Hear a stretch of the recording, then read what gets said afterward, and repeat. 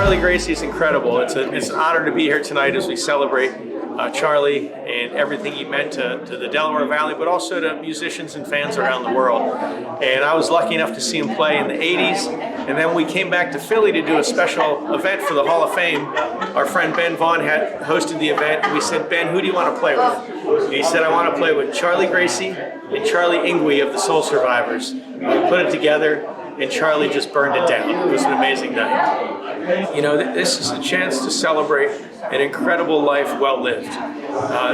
Charlie was making music since the early 50s. His music went around the world and influenced other artists, not just in the Delaware Valley, but all over Great Britain, Australia, and elsewhere. And it's our chance to celebrate what he meant to this region and what he meant to the world. I came to this event because I really admire Charlie, and I love his family. They're all such terrific people, and we tell the whole story of rock and roll. And Charlie's role in that is very important, and it's an honor to be here and represent the Rock and Roll Hall of Fame. We also have one of Charlie's guitars on exhibit at the museum right now, thanks to his family. You know, rock and roll truly changed the world. It was the sound. It taught us how to think. It questioned authority. It taught us how to dress, how to look, how to interact with people, and it united young people all over the country in a common cause. And that's why rock and roll is such a powerful art form. It continues to evolve, continues to impact the world, continues to inspire young people, and it's always the voice of change. Charlie's music had a big impact on artists, overseas especially. Paul McCartney cites Charlie as a great influence on him and later the Beatles. Graham Nash of the Hollies, great influence on him. Joe Cocker, Van Morrison, and all these artists collaborated with Charlie later in life and were great fans of his. It's wonderful that Charlie stayed in the Delaware Valley and had such love and support from this community, and then he gave back to it all the time. It's been a great night.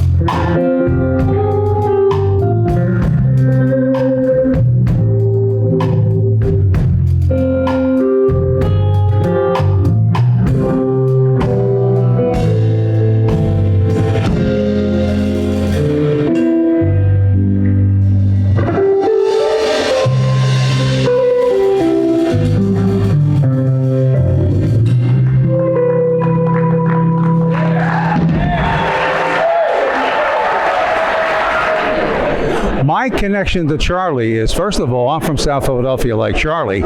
Charlie, of course, was a recording artist from South Philadelphia, and I eventually became a radio broadcaster playing Charlie's records as oldies. Charlie, what's special about Charlie is because he was Philadelphia's first rock and roller. Charlie did rock and roll where the boys from Bandstand were teen idols. Charlie held the guitar, and that's why when he went to England, he influenced Paul McCartney and Graham Nash and Van Morrison and all those great acts. One of the memorable stories was the first time I met him. I had a television game show in Atlantic City, and it was called Music Mania, and I had musical variety guests. There was a guy named Barry Abrams who was a promotional director for Bell Records. He said, I can bring Charlie Gracie down here. I said, you can.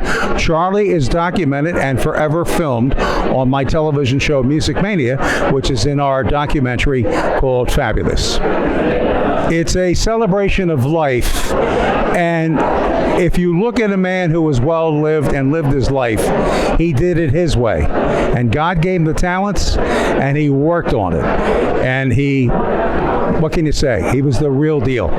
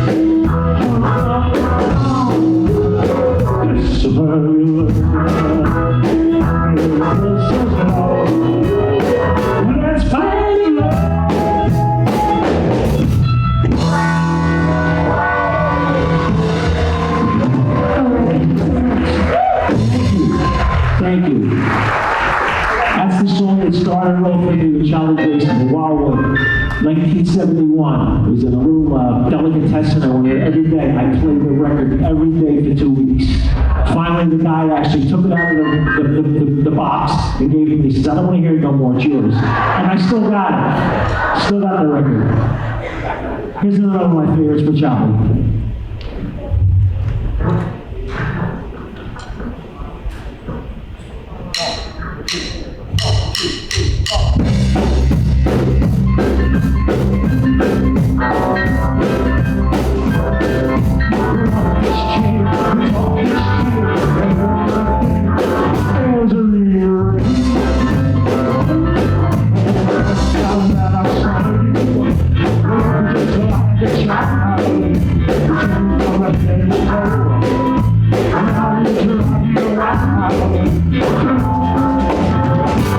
Baby,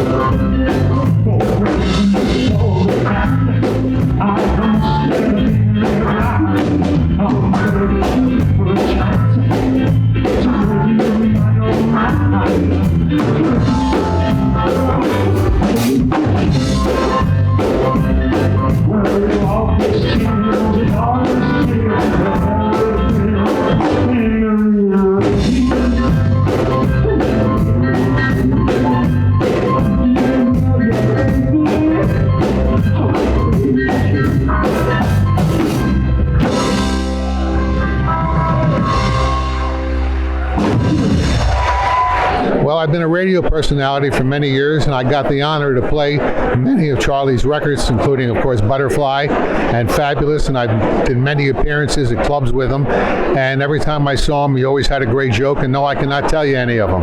But just a fabulous guy. This is a fabulous night. The only thing missing tonight is Charlie. Wouldn't it be great if he was here?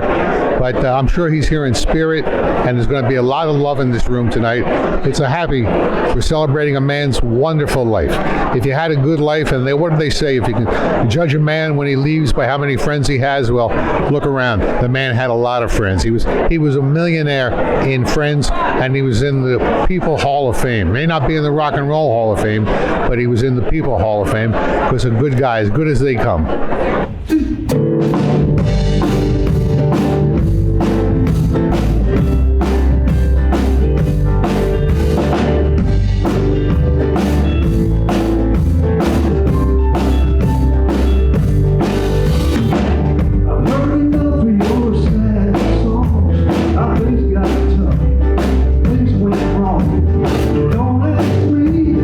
Sing along, those sad songs we made.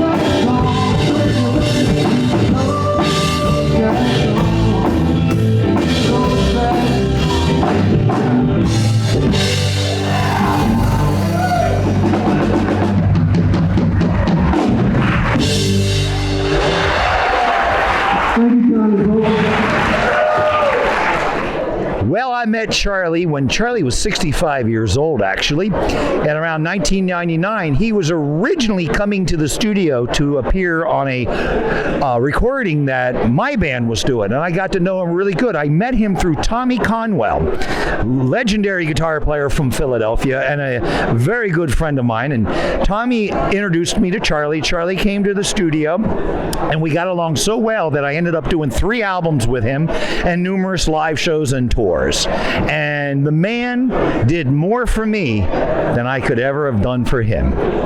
But we did make an album with Abco Records, and it was co-produced with me and Al Cooper, and it was filled with legends. So the man just taught me so much, and my connection to him would be, I consider him my mentor. I'm a guitar player, but for Charlie, I played guitar and bass, depending on whatever the job called. If Charlie needed a bass player, I was his guy, and if he needed a second guitar player, or in the studio, we would trade off on guitar parts between Charlie and I. So that was my big thing. Plus, I wrote songs for Charlie. I wrote a song that Charlie really liked, and other people have recorded. It was a gospel tune. Charlie, a lot of people don't know, loved all kinds of music, and he loved country music, and he loved old gospel. So I decided to write him a song that was old country gospel, and it was real old timey, and it was called "And Now I Win." I also wrote a song called "Sweet Marie" for him, and a bunch of others I can't even think of. But those would be the main 2 that I remember.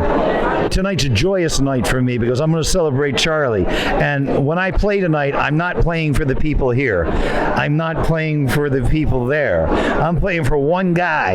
And I'm going to come out and play the way Charlie Gracie taught me to play. And that's how I'm going to honor the man who gave me and the entertainment world so much. 2, 3.